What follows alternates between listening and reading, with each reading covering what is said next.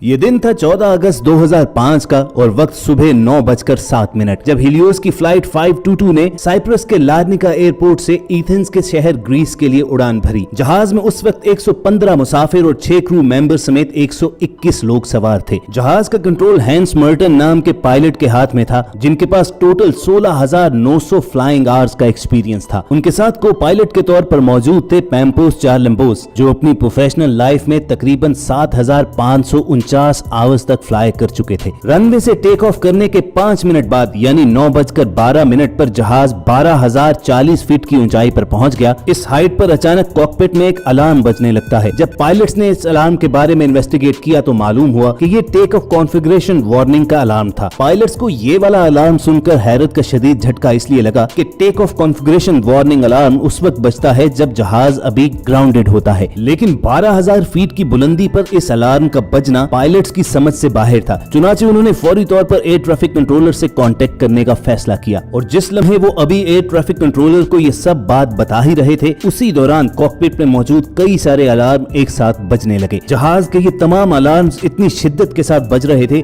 कि एटीसी तक पायलट्स की आवाज भी ठीक तरह से पहुंच नहीं पा रही थी। उसके साथ ही मुसीबत कई गुना उस वक्त बढ़ गई जब प्लेन का मास्टर कॉशन अलार्म बजने लगा, जिसका मतलब ये था कि प्लेन के बहुत से सिस्टम एक साथ ओवरहीटेड हो चुके हैं। जहां जहाज के कॉकपिट में परेशानी का ये आलम तारी था, तो वहीं पैसेंजर कैबिन्स में भी अफरा तफरी मच गई, क्योंकि तमाम मुसाफिरों को सांस लेने में खासी मुश्किल का सामना करना पड़ रहा था। क्रू मेंबर्स अगरचे उन्हें पुरसुकून रखने की कोशिश तो कर रहे थे, लेकिन तमाम कोशिशें नाकाम साबित हो रही थी। फ्लाइट के कैबिन में ऑक्सीजन लेवल कम हो जाने पर मुसाफिरों के सामने ऑक्सीजन मास्क ऑटोमेटिकली लटक पड़े। इस वक्त तक जहाज 18,000 फीट की बुलंदी पर परवाज कर रहा था। दोनों पायलट्स एटीसी के साथ इस सारी प्रॉब्लम को शेयर करने की कोशिश तो कर रहे थे, मगर एयर ट्रैफिक कंट्रोलर तक उनकी आवाज ठीक से पहुंच नहीं पा रही थी और चंद ही लम्हों के बाद जहाज का राब्ता एटीसी से मुकम्मल तौर पर खत्म हो गया। उसके बाद भी कंट्रोल टावर वाले फ्लाइट से कांटेक्ट बहाल करने की काफी कोशिश करते रहे, लेकिन उन्हें इस फ्लाइट का कोई सुराग नहीं मिल रहा था। दूसरी जानिब जहाज ऊपर की जानिब उठता चला जा रहा था। आमतौर पर लार्निका से एथेंस पहुंचने के लिए 1 घंटे 45 मिनट की फ्लाइट होती है, यानी इस जहाज को तकरीबन 10:45 पर एथेंस में लैंड करना था। 9:23 पर यह प्लेन 34,000 फीट की बुलंदी पर परवाज कर रहा था और 9:37 पर यह फ्लाइट एथेंस के फ्लाइट इंफॉर्मेशन रीजन में पहुंच गई। 10:12 से लेकर 10:50 तक एथेंस के फ्लाइट कंट्रोल वाले इस जहाज से बार बार राब्ता करते रहे, लेकिन उन्हें कोई जवाब न मिलता। फ्लाइट शेड्यूल के मुताबिक इस वक्त तक जहाज को एथेंस के एयरपोर्ट पर लैंड करना था, लेकिन जहाज का कोई अता पता नहीं था। खतरे को भांपते हुए फौरी तौर पर ग्रीस की गवर्नमेंट ने अपने 2 F-16 जहाज को इस फ्लाइट को आसमान में ढूंढने के लिए भेजा और चंद ही मिनट्स के बाद इन दोनों फाइटर जेट्स ने हीलियोस की फ्लाइट 522 को कई हजार फीट की बुलंदी पर ढूंढ लिया। इनमें से एक फाइटर जेट का पायलट अपने जहाज को इस फ्लाइट के बिल्कुल करीब ले आया ताकि वो देख सके कि जहाज के अंदर चल क्या रहा है। F-16 के पायलट को जहाज के कॉकपिट में अजीबोगरीब मंजर देखने को मिला। को पायलट की सीट पर एक पायलट बैठा हुआ था, वहीं मेन पायलट अपनी सीट पर सर झुकाए बिल्कुल बेसुध पड़ा था। उसके बाद फाइटर जेट के पायलट ने अपने जहाज को पीछे किया और फ्लाइट 522 की खिड़कियों से जहाज के अंदर का जायजा लिया, लेकिन उसकी हैरत की इंतहा न रही कि मुसाफिर जहाज के दोनों तरफ 2 फाइटर जेट उड़ते हुए देखकर भी किसी मुसाफिर ने उन्हें कोई रिएक्शन न दिया। वो तमाम के तमाम अपनी सीट्स पर सर झुकाए बैठे रहे। कुछ देर के बाद फाइटर जेट्स के पायलट्स ने देखा कि एक शख्स कैबिन से निकलकर प्लेन के कॉकपिट की जानिब जा रहा है और फिर कुछ ही देर के बाद वो मेन पायलट की सीट पर बैठ गया। उस शख्स को कॉकपिट में आते देखकर फाइटर जेट के पायलट ने हाथ हिलाकर उसकी तवज्जो हासिल करने की कोशिश की। यूं लग रहा था कि वो शख्स भी फाइटर जेट्स के पायलट्स को कुछ बताना तो चाह रहा है, लेकिन वो कुछ बोल नहीं पा रहा। इसी दौरान फ्लाइट 522 के लेफ्ट इंजन ने काम करना बंद कर दिया और ये जहाज एक जानिब को झुकते हुए तेजी से जमीन की तरफ आना शुरू हो गया। पायलट सीट पर बैठा हुआ वो शख्स जहाज को कंट्रोल करने की कोशिश तो कर रहा था, लेकिन वो ऐसा करने में साफ नाकाम नजर आ रहा था। ठीक 12 बजे जहाज के राइट इंजन ने भी काम करना छोड़ दिया। अब इस जहाज पर कंट्रोल मुकम्मल तौर पर खत्म हो चुका था और फिर 12:04 पर एथेंस से तकरीबन 40 किलोमीटर दूर ये जहाज पहाड़ों में गिरकर क्रैश हो गया।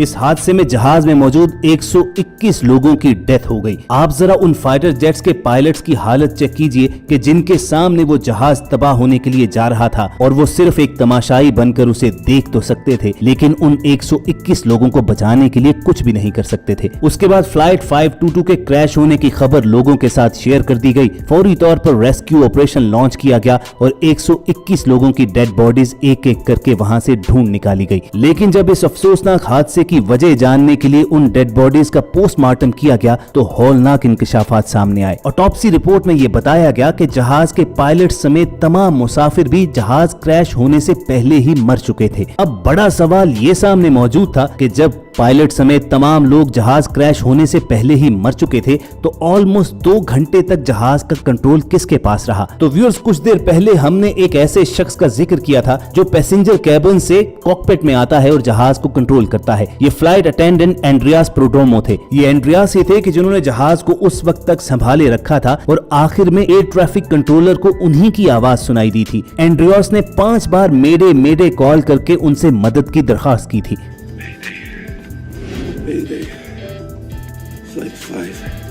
एंड्रियास के पास जहाज उड़ाने की इब्तदाई ट्रेनिंग तो मौजूद थी, लेकिन उनके पास इतना एक्सपीरियंस नहीं था कि वो बोइंग 737 जैसे बड़े जहाज को कंट्रोल कर सकते। लेकिन फिर भी वो फ्लाइट 522 को आबादी से दूर ले जाने में कामयाब रहे। लेकिन जब इस जहाज के क्रैश होने की वजह जानने के लिए इन्वेस्टिगेशन टीम ने काम करना शुरू किया तो सबसे पहले ये समझा गया कि जहाज के इंजन काम करना छोड़ चुके थे, उसी की वजह से ये जहाज तबाह हो गया। लेकिन अंदर बैठे हुए लोग तो जहाज क्रैश होने से पहले ही मारे जा चुके थे। तो फिर ये पुरसरार वाकया था क्या? तभी एक इन्वेस्टिगेशन ऑफिसर की नजर जहाज के पैनल पर मौजूद एक बटन पर पड़ी और ये बटन था जहाज के अंदर हवा के प्रेशर को सेट करने का। इस बटन को देखते साथ ही उस ऑफिसर के सामने सारी कहानी खुल गई। ये बटन जहाज के अंदर हवा के प्रेशर को कंट्रोल करता है। जहाज का इंजन जब काम कर रहा होता है तो साथ ही साथ वो बाहर से हवा सक करके जहाज के अंदर भी भेजता है ताकि अंदर बैठे हुए लोगों को मुसलसल ऑक्सीजन मिलती रहे। आमतौर पर प्रेशर कंट्रोल करने वाले इस बटन को ऑटो मोड पर ही रखा जाता है और कभी कभार अगर इसे मैनुअल करना पड़े तो जहाज के पायलट या को पायलट को मुसलसल इस पर निगाह रखनी होती है। इस हादसे से एक दिन पहले बोइंग 737 जब रूटीन की सर्विस पर गया था तो वहां इसकी सर्विस करते हुए किसी वर्कर ने लापरवाही से इस बटन को मैनुअल मोड पर करते हुए जहाज को वापस फ्लाइट के लिए भेज दिया और टेक ऑफ करने से पहले पायलट या को पायलट का ध्यान इस जानिब गया ही नहीं कि जहाज में ऑक्सीजन लेवल और हवा का प्रेशर सेट करने वाला बटन ऑटो की बजाय मैनुअल मोड पर है। और यही वजह थी कि धीरे धीरे जहाज के अंदर ऑक्सीजन का लेवल गिरने लगा और जब कॉकपिट के अंदर अलार्म बजना शुरू हुए थे तो जहाज के दोनों पायलट्स ने इसकी वजह जानने की कोशिश तो शुरू कर दी, लेकिन एक मर्तबा भी उनका ध्यान इस बटन की जानिब नहीं गया। यही वजह थी कि कॉकपिट के अंदर भी ऑक्सीजन लेवल कम होना शुरू हो गया और दोनों पायलट्स बेहोशी की जानिब जाने लगे। अब पैसेंजर कैबिन्स में तो ऑक्सीजन लेवल कम होने पर ऑटोमेटिकली मास्क सामने आ जाते हैं, लेकिन कॉकपिट में मास्क नीचे नहीं गिरते। यही वजह थी कि ऑक्सीजन ना मिल पाने पर दोनों पायलट्स बेहोश हो गए। इसी दौरान जहाज के पीछे बैठे हुए क्रू मेंबर्स और मुसाफिर भी एक एक करके बेहोश होने लगे क्योंकि उन्हें भी ऑक्सीजन देने के लिए सिर्फ 12 मिनट तक सप्लाई मौजूद थी और ऑक्सीजन न मिल पाने पर जहाज में मौजूद तमाम लोग एक एक करके दम तोड़ रहे थे। जहाज अब ऑटो पायलट मोड पर एथेंस की जानिब बढ़ रहा था। उसमें मौजूद तमाम लोग मर चुके थे सिवाय एक शख्स के, जो फ्लाइट अटेंडेंट एंड्रियास था। अब अगर आप ये जानना चाहते हैं कि वो शख्स इतनी देर तक जिंदा कैसे रहा तो आपको बताएं कि एंड्रियास स्कूबा डाइवर भी थे और समंदर की तह में जाने वाले स्कूबा डाइवर्स अपनी सांस लंबे अरसे तक रोकने की महारत रखते हैं। वो पूरी कोशिश करके जहाज के कॉकपिट तक पहुंचे और उसे कंट्रोल करने की एफर्ट करते रहे। आखिर तक वो इस जहाज को तबाह होने से बचाने की कोशिशों में लगे रहे, लेकिन सैडली वो इसमें कामयाब न हो सके और वो जहाज पहाड़ियों से टकराकर तबाह हो गया।